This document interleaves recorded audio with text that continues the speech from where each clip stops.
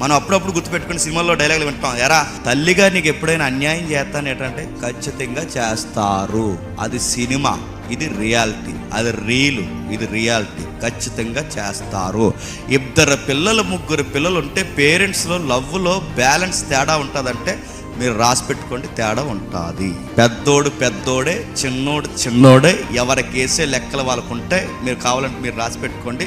కొన్నిసార్లు చిన్నోడి మీద ఉన్న మోజు పెద్దోడి మీద ఉండదు, పెద్దోడి మీద ఉన్న మోజు చిన్నోడి మీద ఉండదు. ఈ ఫేవరెటిజం రెబెక్కమ్మ చూపించింది.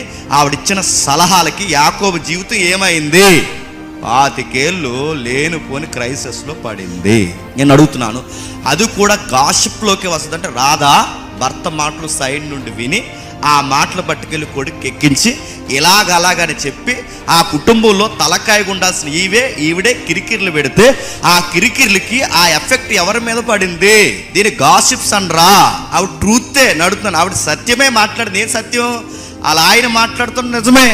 ఆ పెద్ద ఆయనకి ఆశీర్వాదం ఆ పెద్దోడికి ఆశీర్వదిస్తామని నిజమే, అంతా నిజమే. కానీ చెప్పే టైమింగ్ ఎలాంటిది, సందర్భం ఎలాంటిది, ఆ చెప్తున్నప్పుడు నీ టోన్ ఎలా ఉంది అంటే రెబెక్కమ్మ టోన్ ఏ రేంజ్లో చెప్పుంటుంది? నీకు అన్యాయం జరిగిపోతుందిరా బేటా, అన్నయ్యకి మొత్తం ప్రాపర్టీ వెళ్ళిపోయేలా ఉంది. ఆ టోన్ వైబ్రేషన్ ఎలా ఉండుంటుంది చెప్పండి?